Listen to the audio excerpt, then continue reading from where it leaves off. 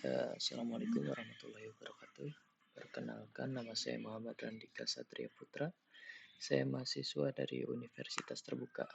Oke, di sini tugas selanjutnya yaitu tugas 3 dari mata kuliah basis data. Kali ini di tugas ini itu praktik ya. Yang pertama itu praktikum untuk transaksi, lalu yang kedua itu basis data terdistribusi. Yang dimaksud dari transaksi ini yaitu kita ada 3 macam transaksi yang nantinya kita akan lakukan di aplikasi PHP MyAdmin ini ya.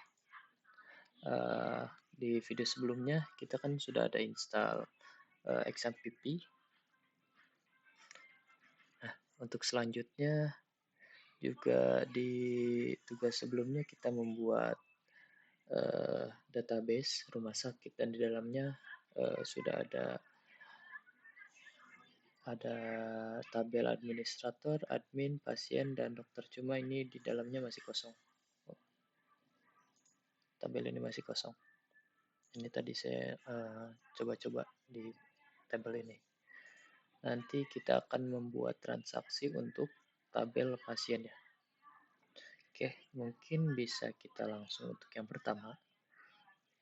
Untuk cara membuatnya bagaimana sih? Kita langsung klik saja database yang akan kita inginkan. Lalu kita ke tab SQL. Nah, di praktek kali ini kita akan mencoba 3 transaksi. Yang pertama itu ada commit. Commit itu suatu komen untuk menyelesaikan suatu transaksi. Jika tidak diberikan commit, maka transaksi itu tidak akan dilakukan. Oke, mungkin yang pertama kita masukkan saja. Yang pertama // lalu kita create prosedurnya. Ini prosedur kita masukkan saja namanya transaksi 1 ya. Oke. Lalu kita langsung mulai bikin.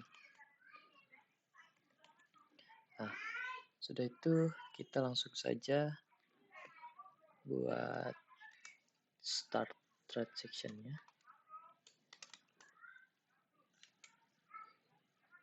Jangan lupa pakai tanda kutip. Lalu kita pilih untuk transaksi atau untuk proses kita kali ini akan dimasukkan ke tabel yang mana. Insert into, lalu masukkan tabnya. Karena kita akan pasien, kita klik pasien, kita ketikkan pasien ya. Pasien. Lalu di dalam pasien itu kan ada tabel-tabel di dalam pasiennya. Oke, biar tidak pusing kita yang ini. Nah, di dalam pasien ini kan ada query-query-nya ya. Oke, di dalam tabel pasien ini, di sini kan ada ID pasien, nama pasien, jenis kelamin, juga ada alamat pasien. Nah, di sini kita inputkan data-data tersebut. Pertama itu ada ID pasien, lalu koma ada nama pasien,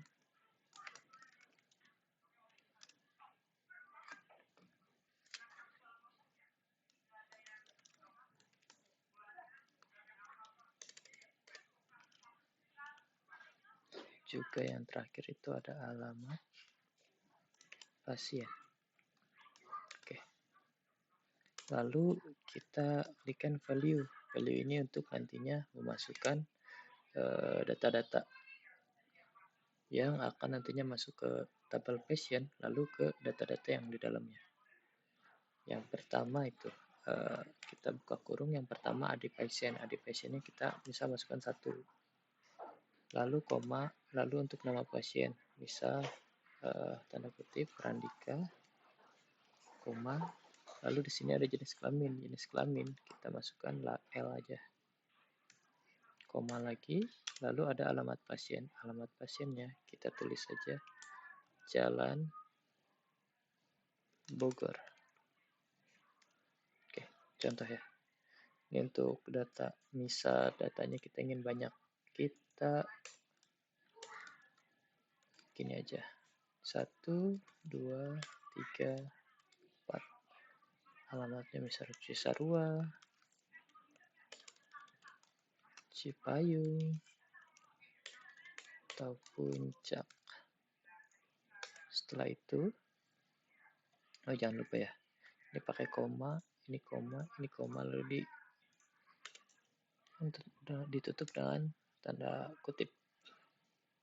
Lalu setelah itu kita tuliskan commit. Nah ini, jika tidak dilakukan commit maka semua yang kita lakukan ini tidak akan terjalankan.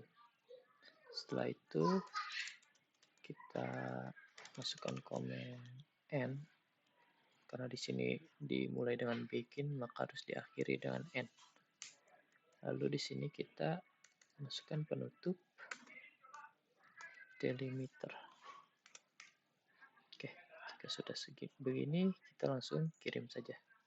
Oke, hasilnya bisa ya. Lalu tapi kita lihat dulu ke tab pasien, hasilnya masih kosong karena belum kita call. Caranya SQL, lalu masukkan call yang tadi nama transaksi yang kita buat, transaksi 1. Oke, langsung kita kirim. Oke, tunggu, ada yang salah sepertinya. Kita cek ke sini, ke rutin, transaksi 1 di sini sudah ada.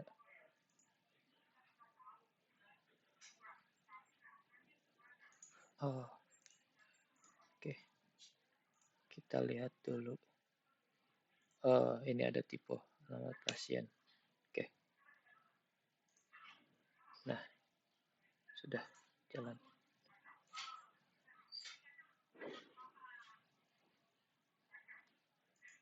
Lalu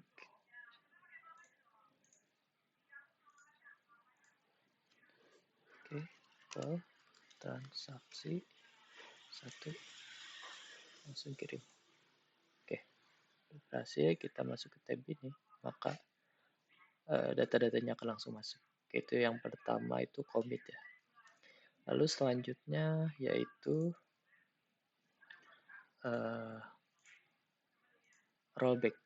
Rollback itu digunakan agar ketika kita menuliskan komen, bisa kita akan mengupdate suatu data yang ada di dalam sini yang sudah kita masukkan, misal akan kita update ya, karena kan namanya Randika. Kita coba update terlebih dahulu. Misal kita masukkan komen. Oke, kita akan melakukan komen yang rollback ya. Contohnya misal jika tidak, rollback itu digunakan ketika kita akan mengubah suatu data tapi belum ingin dilakukan. Misal ada kesalahan penulisan, jika kita menambahkan komen rollback maka perubahan itu tidak akan dilakukan. Contoh, misal jika ingin ada perubahan pada suatu data. Nih, saya membuat tadi transaksi 2. Ini kan ada pertama dimulai dengan ini. Ini untuk mengubah pasien, nama pasien. Tadi kan untuk nama pasiennya ada Randika. Nah, jika kita melakukan ini, update pasien, jadi nama Dika, terus commit, maka datanya akan langsung berubah. Tapi misal kita lihat dulu hasil yang tadi saya lakukan. Namanya jadi berubah. Jika misal sekarang untuk transaksi 2-nya kita rubah ini kedua, misal kita kirim.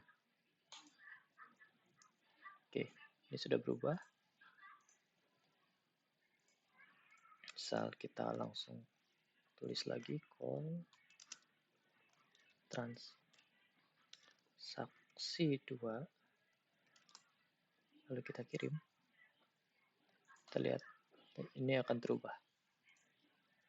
Tapi jika kita menambahkan di sininya misalnya yang ketiga,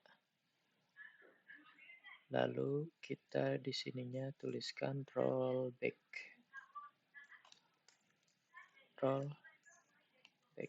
ya.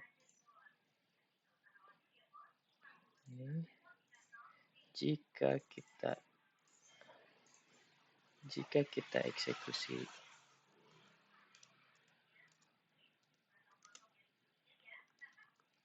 transaksi 2, maka tidak terubah. Padahal di sini kita ada update, itulah fungsinya rollback.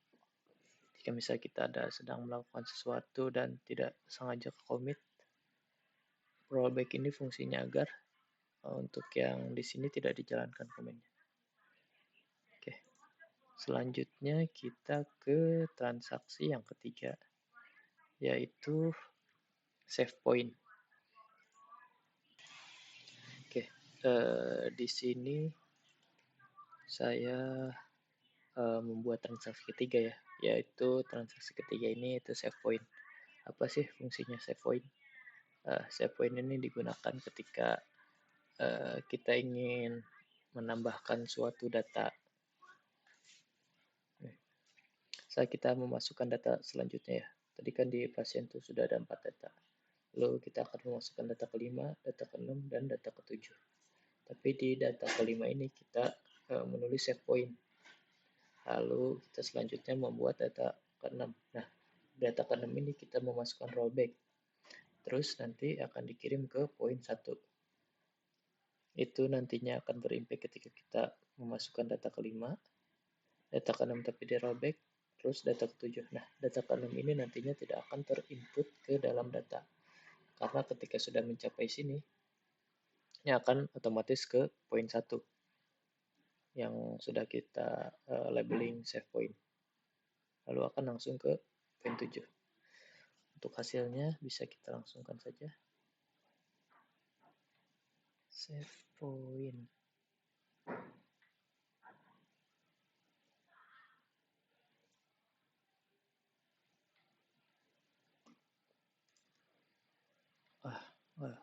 Oh, ini ada kesalahan, harusnya di sini create prosedur ya.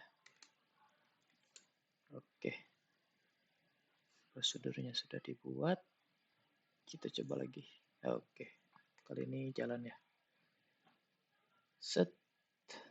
Kita lihat di sini. Langsung kita ketikkan saja. Call transaksi 3.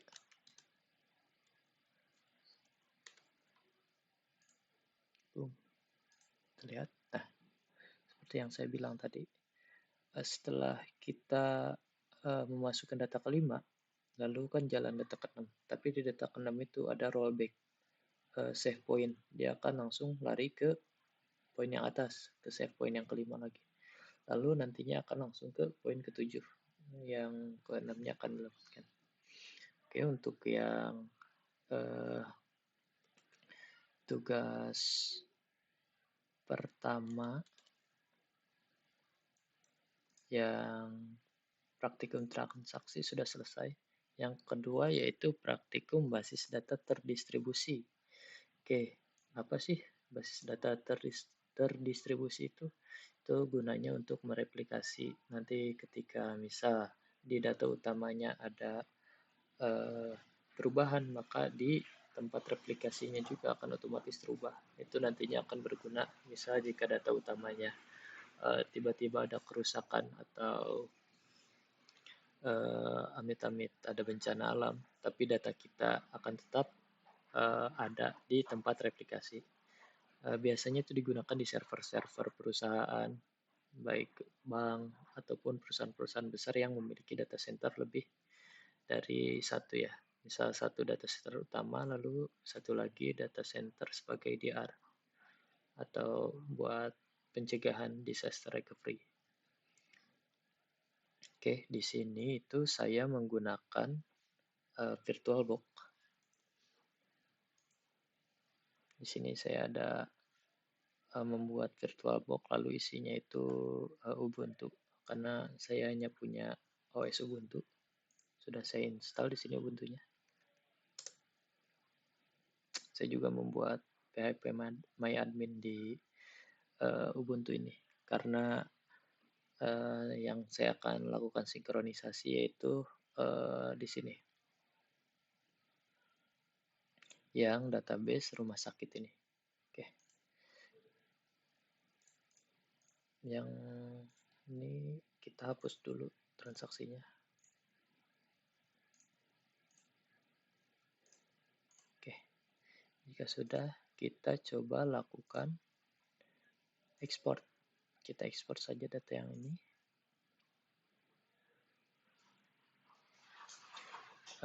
Terus bagaimana cara memindahkan ke PHP admin yang ada di Ubuntu ini? Saya menggunakan cara mengupload, yaitu dengan cara mengupload ke Google Drive. Tadi rumah sakit 2. Kita upload. Lalu di sini kita download yang rumah sakit 2. Nanti akan masuk ke download file download sini ya. Lalu pertama kita bikin dulu database, samakan rumah sakit, subread saja. Nah, kan kosong di dalam database rumah sakit ini. Kita import, browse, terus tadi di download rumah sakit 2, open. Langsung import aja. Nah, di dalam rumah sakitnya langsung ada tabel-tabel yang tadi kita buat ya. Lalu selanjutnya apa yang dilakukan untuk mereplikasi itu? Nah, tadi saya sudah ada melakukan konfigurasi di PHP MyAdmin di sini, yaitu di tab sini, lalu di replikasi. Tadi yang saya lakukan yaitu mengkonfigurasi primary replication atau sebagai server replikasinya.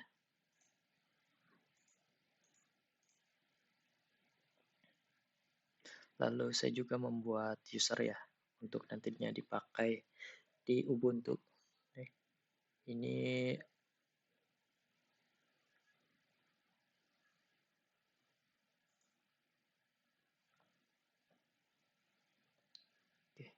ini harusnya ada yang terganti ya. Titik 6 ini titik 6-nya nanti sebagai IP dari si user ya. IP dari sini. Kebetulan IP dari si Ubuntu saya 1.6. Oke. Jika sudah, ini kita kirim dulu. Oke, ini sudah ada ya. Selanjutnya yaitu kita mengkonfigurasikan yang di sisi Ubuntunya. Yang pertama dilakukan yaitu kita mengkonfigurasi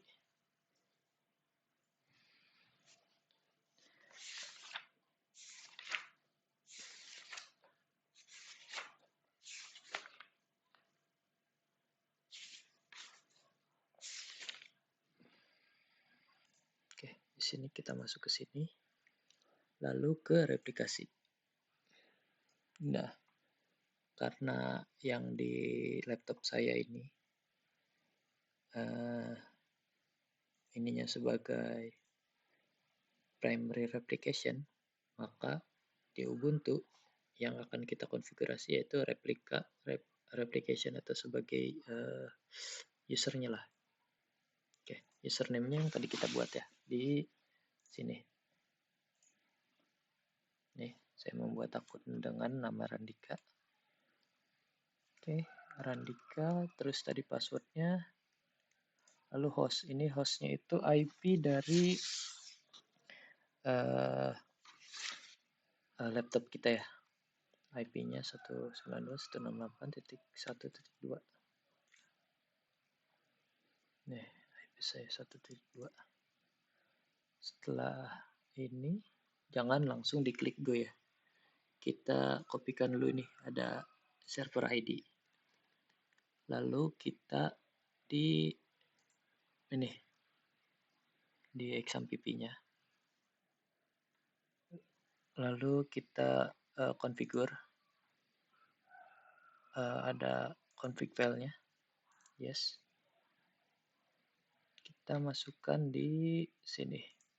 Ini kita hilangkan pagarnya. Pagar dihilangkan di Linux itu untuk mengaktifkannya. Ini. Lalu kita ketikkan server ID sama dengan ini. Lalu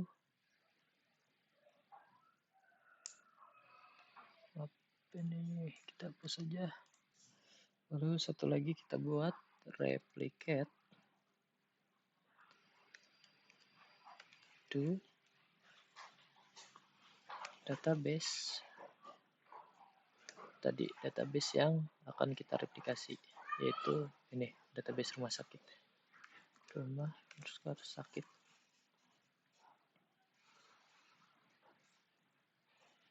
Oke, setelah selesai kita cek lagi ya. Ini jangan sampai salah, replicate rumah sakit. Lalu save. Oke. Setelah di save kita cek dulu. Tadi benar sudah tersave atau belum? Oke, sudah ada ya. Lalu kita oke.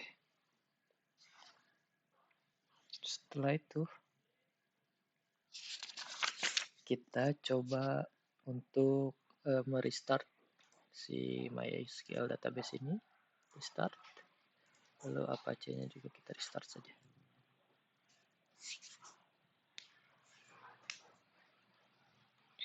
Tunggu sampai up.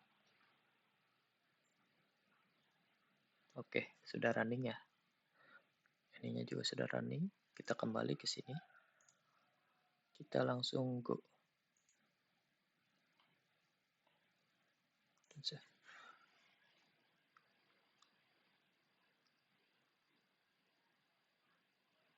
Oh, kita harus ada yang harus kita lakukan, yaitu kita masuk ke terminal. Lalu kita ke cd/opt, terus lalu php-admin,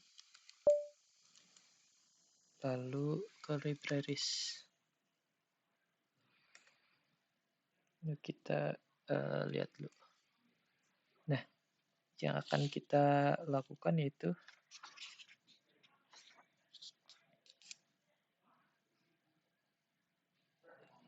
memberikan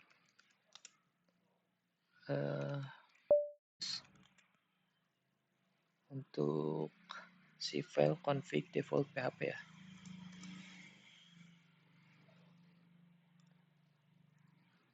Itu untuk read, write, lalu execute.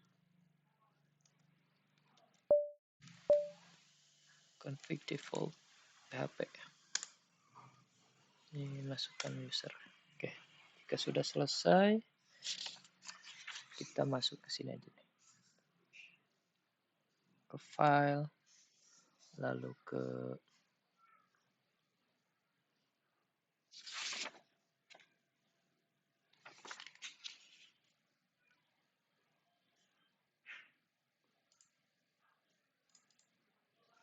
tadi kan ada di opt, lem, lalu phpMyAdmin, lalu ada di dalam libraries, lalu config default. Mana config default? Oh, ini.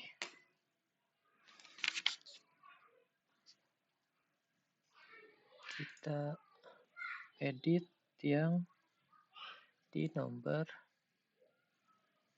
828.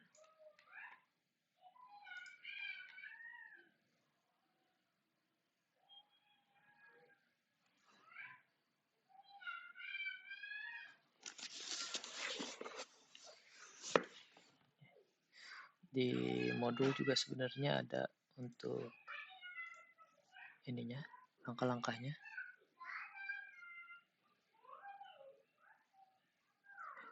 Di sini ada CFG allow.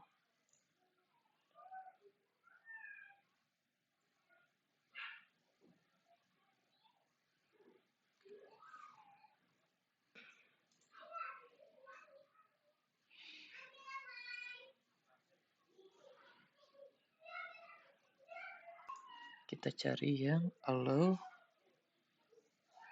are, ini yang kita rubah. Yang tadinya false menjadi true. Kita lihat di sini. Yang tadinya false menjadi true. Lalu kita save. Setelah di save, yang akan kita lakukan yaitu restart lagi MySQL database dan web servernya. Oke, kita tunggu sampai selesai. Oke, jika sudah selesai kita kembali ke yang masternya, ke replikasi. Oke, selanjutnya yaitu kita configure di ini ya, di MariaDB-nya.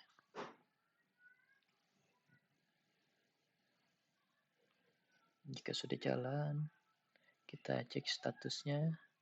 Nih. Lalu kita ke terminal lagi.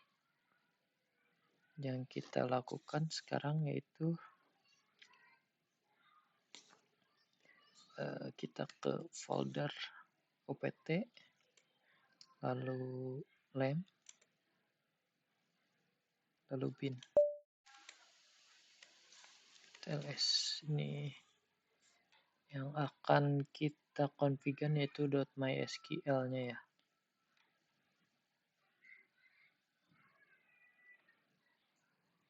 Kita langsung saja komen sudo titik mysql min view root. Kita coba langsung. Oke, kita ketikkan sesuai yang ada di modul langkahnya.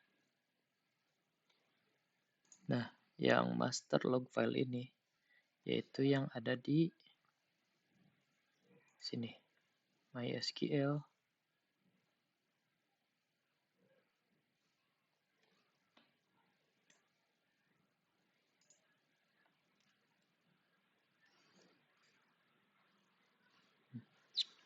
MySQL strip bin dot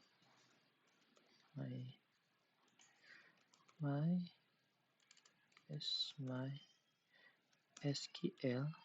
dot bin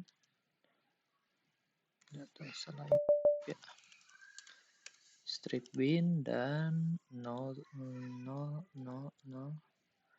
nolnya 5 kali, oh salah ya, sesuai yang di sini, lalu koma.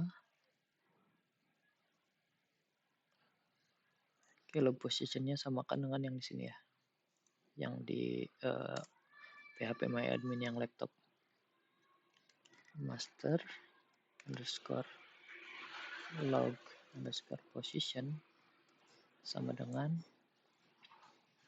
1426 tanda kutip. lalu kita enter. Oke, jika sudah selesai kita start slave.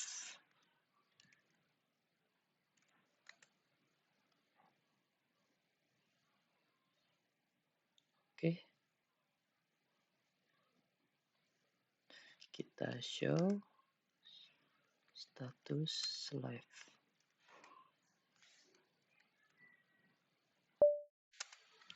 Show status slave.